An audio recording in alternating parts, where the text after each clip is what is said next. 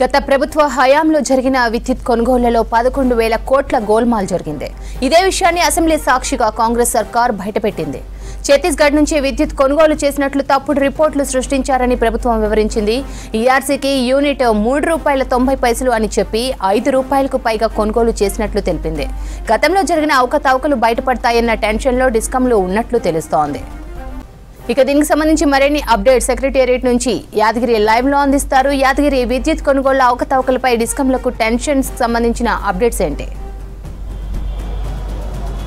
శ్రవంతి, ఈ గత ప్రభుత్వ హయాంలో ఈ విద్యుత్కు సంబంధించిన దాని మీద ఆరోపణలు, తర్వాత అందులో జరిగినటువంటి అవకతవకల మీద కాంగ్రెస్ ప్రభుత్వం వచ్చిన తర్వాత ఒక్కొక్కటి కూడా బయట పెడుతూనే ఉంది. అయితే మొదట్లో మనం చూసాం, కాంగ్రెస్ అధికారంలోకి వచ్చిన కొత్తలోనే ఏదైతే మొదటి అసెంబ్లీ సమావేశాలు నిర్వహించారో ఆ అసెంబ్లీ సమావేశాల్లోనే అసెంబ్లీ సాక్షిగా ఈ విద్యుత్ శాఖకు సంబంధించి ఎన్ని వేల కోట్ల అప్పులు ఉన్నాయి, ఎందుకు చేయాల్సి వచ్చింది, ఏంటి, ఇప్పుడున్నటువంటి పరిస్థితి ఏంటి, గత 10 ఏళ్ల కాలంలో గతంలో పాలించినటువంటి బీఆర్ఎస్ ప్రభుత్వం ఏం చేసింది, ఎట్లా నిర్లక్ష్యం వహించింది, అందులో జరిగినటువంటి అక్రమాలు ఎట్లా ఉన్నాయి, ఇట్లా పూర్తి స్థాయిలో దాని మీద ఒక శ్వేతపత్రం కూడా విడుదల చేశారు. అయితే ఆ తర్వాత దీని మీద ఒక కమిషన్ను కూడా, విచారణ కమిషన్ను కూడా ప్రభుత్వం నియమించింది. ప్రస్తుతం ఈ విచారణ కొనసాగుతుంది. అయితే ఇందులో ప్రధానంగా ఈ ఛత్తీస్గఢ్ నుంచి పవర్ కొనుగోలు, తర్వాత యాదాద్రి, భద్రాద్రి ఈ పవర్ ప్లాంట్ నిర్మాణానికి సంబంధించి ఈ మూడింటిని ప్రధానంగా తీసుకుని మూడింటి అంశాల మీదనే విచారణ కొనసాగుతూ ఉన్నది. అయితే ఈ విచారణకు సంబంధించి ఇప్పటికే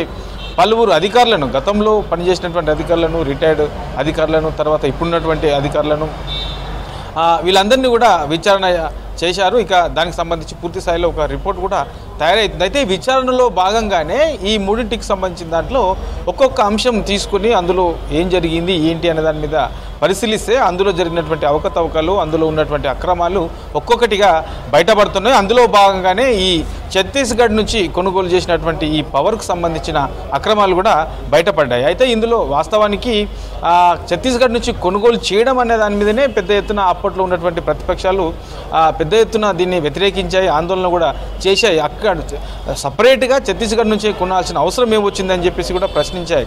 కానీ వాటన్నింటినీ కూడా పట్టించుకోకుండా ఛత్తీస్గఢ్ నుంచి పవర్ కొనుగోలు చేశారు. అయితే ఇందులో బయట మార్కెట్లో తక్కువగా రేటు ఉన్నప్పటికీ అక్కడ నుంచి ఎక్కువ రేటుకు కొన్నారని చెప్పేసి అప్పుడే పెద్ద ఎత్తున ఆరోపణలు వచ్చాయి. కానీ అవేమీ పట్టించుకోకుండా గతంలో ఉన్నటువంటి ప్రభుత్వము వాళ్ళు ఏదైతే అనుకున్నారో అదే చేశారు. అక్కడ అక్రమాలు జరుగుతున్నాయా, అవకతవకలు జరుగుతున్నాయా, తర్వాత అందులో ఎలాంటి సిచ్యువేషన్, దానివల్ల ప్రజలకు ఎంత ఉపయోగము ఏంటి అనేది ఏది చూడలేదు. వాళ్ళు ఏదైతే అనుకున్నారో ఆ అనుకున్న దాన్ని చేశారు, అధికారం ఉంది కాదని చెప్పేసి చేశారు. అయితే ఇప్పుడు ఈ విచారణలో అందులో జరిగినటువంటి అక్రమాలన్నీ కూడా, అందులో జరిగినటువంటి గోల్మాల్ అంతా కూడా ఒక్కొక్కటిగా బయటపడుతూ ఉన్నాయి. అయితే ఇందులో గత 3 ఏళ్లుగా ఇప్పుడున్నటువంటి గత బీఆర్ఎస్ ప్రభుత్వం చూపించినటువంటి లెక్కలు చూస్తే గత 3 ఏళ్లుగా కూడా ఈ ఛత్తీస్గఢ్ నుంచి ఏదైతే పవర్ కొనుగోలుకు సంబంధించి ఒప్పందం కుదుర్చుకున్నారో ఆ పవర్ కొనుగోలు చేస్తున్నామని చెప్పేసి లెక్కలు చూపారు. ప్రతి ఏటా 9,339 మిలియన్ యూనిట్ కరెంటును ఛత్తీస్గఢ్ నుంచి కొంటున్నామని చెప్పేసి గత ప్రభుత్వం లెక్కల్లో చూపింది. అయితే ఇందులో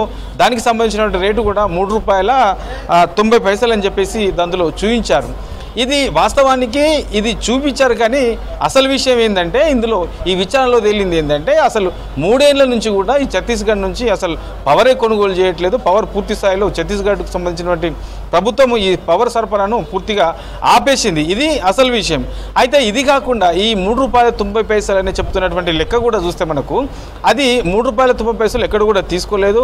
₹5.50 అంటే బయట మార్కెట్లో ₹5.50 కొనుగోలు చేసినట్లు మనకు ఈ లెక్కలు చూస్తే అర్థమవుతుంది. అంటే ఈ రెండింటి డిస్కంలకు సంబంధించి 2 డిస్కంలకు సంబంధించి కూడా ఈ అదనంగా ఈ 2 డిస్కంల మీద 11,000 కోట్ల రూపాయల అదనపు భారం పడ్డది. దానికి సంబంధించి లోటు ఉంది. మరి ఈ లోటు తీర్చుకోవాలంటే ఎట్లా? ఈ రెండింటికి సంబంధించి కూడా ఇప్పుడున్నటువంటి సిచ్యువేషన్లో ఈ లోటు తీరాలంటే కరెంటు ఛార్జీలన్నా పెంచాలి, లేదంటే ప్రభుత్వం అన్నా ఏదన్నా రాయితీ రూపంలో ప్రభుత్వం అన్నా రాయితీ ఇవ్వాల్సిన అవసరం ఉంటుంది.